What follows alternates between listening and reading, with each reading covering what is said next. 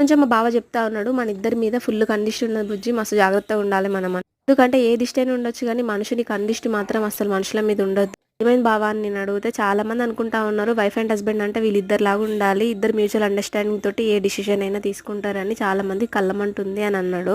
అవునా అని నేను కూడా లైట్ తీసుకుని వదిలేసిన. బట్ ఇప్పుడిప్పుడే నాకు కూడా తెలుస్తా ఉన్నది. ఇద్దరం మ్యూచువల్ అండర్స్టాండింగ్ తోటి ఉంటే వాళ్ళకి వచ్చిన తిప్పలేందో ఇబ్బంది ఏందో నాకైతే అర్థమైతే లేదు. కానీ వాళ్ళ ఇంట్లో వాళ్ళ పిల్లలు అట్లా ఉంటలేరని మా మీద పడి ఎడితే ఏమొస్తుంది చెప్పండి. మా బావ ఏమో కార్ రెంటల్ నడుపుతాడు కదా, నేను కూడా ఒక చిన్న జాబ్ చేస్తాను. చెరో కష్టం చేసుకుంటాను. ఇప్పుడు అది కూడా కాకుండా జిరాక్స్ షాప్ కూడా ఓపెన్ చేసిండ్రు. ఆ అమ్మాయి ఏమో యూట్యూబ్ ఛానల్ రన్ చేస్తా ఉన్నది.